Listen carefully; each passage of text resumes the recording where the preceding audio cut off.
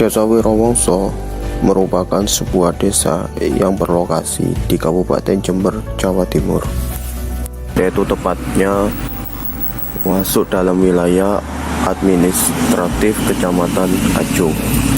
Desa ini memiliki jumlah penduduk kurang lebih 6.500 jiwa. Desa ini memiliki 4 dusun, yaitu Dusun Renes, Besuk, Penanggungan, dan Sumberjo. Di desa ini letak Bandara Jember, yaitu Bandara Noto Hadinegoro. Oleh karena itu, desa ini menjadi salah satu pintu masuk ke kota Jember dan wilayah Kabupaten Jember dan sekitarnya melalui jalur transportasi udara.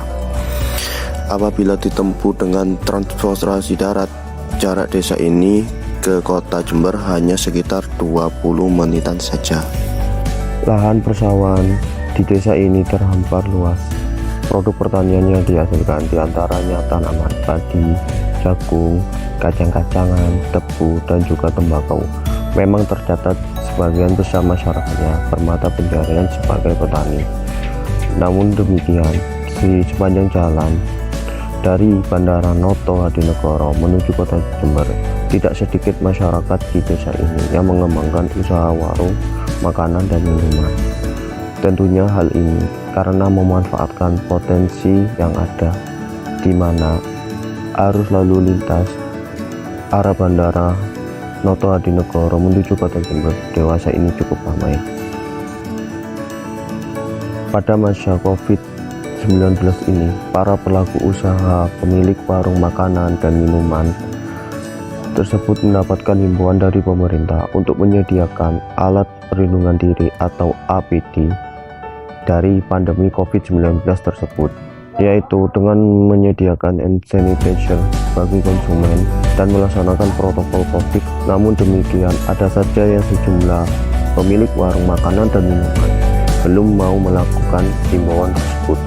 Mencermati akan masalah ini, maka saya, Imam Dosuli, mahasiswa Universitas Jember yang saat ini sedang melakukan KKN Back to Village Desa Wirowongso ini, sangat tertarik untuk ikut serta membantu pemerintah desa mengoptimalkan kegiatan sosialisasi pentingnya penyediaan APD COVID-19 kepada sejumlah pemilik warung makanan dan minuman melaksanakan protokol COVID-19.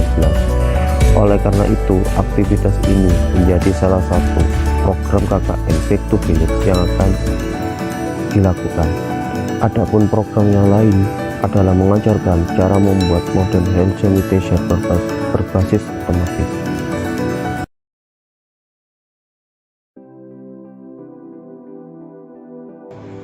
Pada minggu pertama ini, yaitu dilakukan survei terhadap mitra sasaran untuk mengidentifikasi permasalahan di mana pada warung sasaran masalah yang dihadapi kurangnya tempat penyediaan APD seperti tempat cuci tangan bagi konsumennya.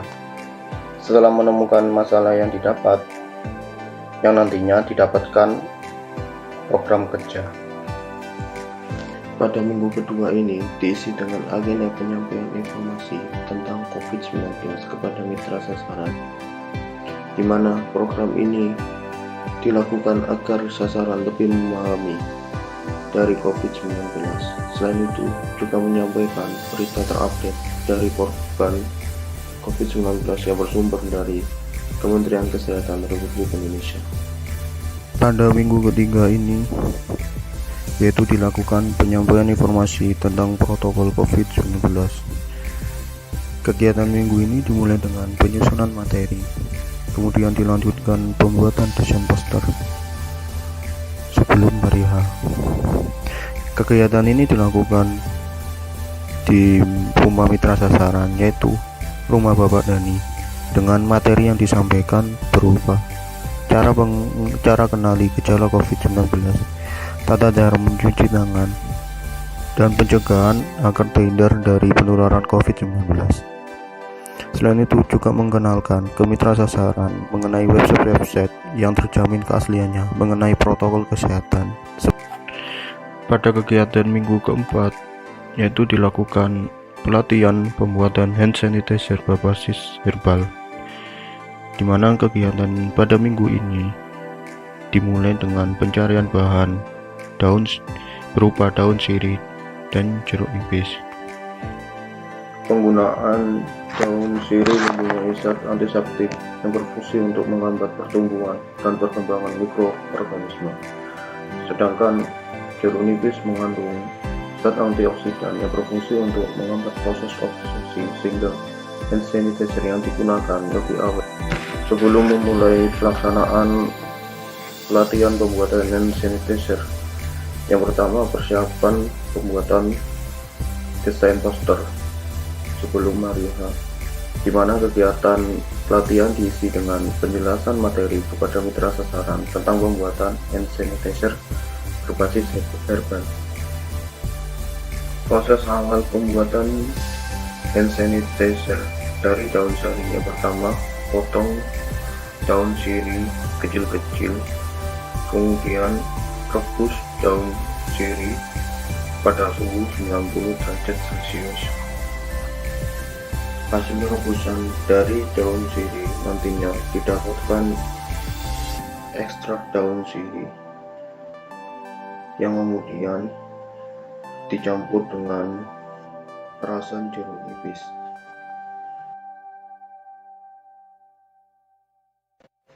Pada langkah berikutnya dilakukan pengaplikasian hand sanitizer herbal ke mitra sasaran, di mana setelah adanya pelatihan pembuatan hand sanitizer herbal ini, diharapkan mitra sasaran dapat membuatnya sendiri sehingga dapat membantu sebagai penyedia bagi konsumen. Pada minggu berikutnya, yakni minggu kelima, dilakukan pemasangan tempat cuci tangan dan pemasangan poster himbauan untuk para konsumen warung. Dengan adanya poster ini, diharapkan pelanggan mau mematuhi protokol kesehatan saat ingin membeli makanan maupun minuman, sehingga nantinya akan terhindar dari penularan virus COVID-19. Pada minggu ke-6 ini dilakukan perancangan alat hand sanitizer otomatis, di mana langkah awal yaitu mencari referensi tentang pembuatan alat hand sanitizer berbasis otomatis. Langkah berikutnya yaitu mempersiapkan bahan yang berupa pompa air dingin, sensor infrared, resistor 1K, baterai powerbank, transistor tipe 42C, dan botol bekas. Kemudian dilanjutkan dengan proses perakitan. Proses perakitan yaitu menggabungkan antar komponen satu dengan komponen yang lain. Setelah jadi alat, yaitu melakukan uji testing apakah alat itu berfungsi dengan baik atau tidak. Pada kegiatan berikutnya dilakukan pengaplikasian alat hand sanitizer otomatis di warung mitra sasaran. Evaluasi dari kegiatan KKN Back to Village kali ini dalam pemberian inovasi teknologi, para sasaran merasa terbantu karena adanya pelatihan pembuatan hand sanitizer herbal dan pengenalan teknologi alat hand sanitizer berbasis otomatis.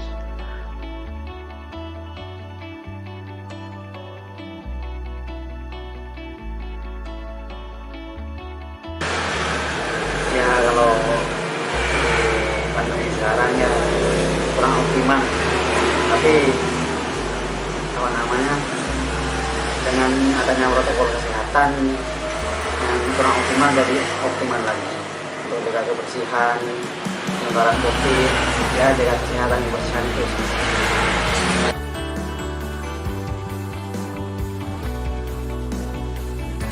Ya menurut saya ya maksimal. Udah maksimal ya? Ya dengan adanya itu hand sanitizer itu mas, nah itu kan bukan hanya penyebaran COVID aja mas ya, bukan untuk mencegah penyebaran COVID aja, cuma kan orang jualan kan terutama lebih bersih mas.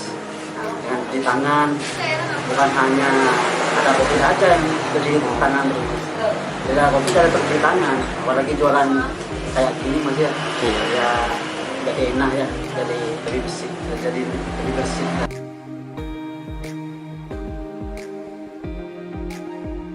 bermanfaat mas ya, bagi saya ya, bukan bagi saya aja sih, keluarga saya juga bermanfaat mas ya. Jadi awal yang kurang bersih dari saya sendiri sama keluarga ya, jadi lebih bersih lagi. Kayak gitu, Mas. Ya ada program protokol sanitizer, ya keuntungannya ya ada lah, kayak gitu. Kayak saya mungkin sebelum menerima barang, mungkin barang atau makanan dari pembeli ya lebih bersih lagi lah, pelanggan maupun pembeli maupun yang jual lah, jadi lebih apa ya, lebih fresh lagi, lebih bersih lagi lah.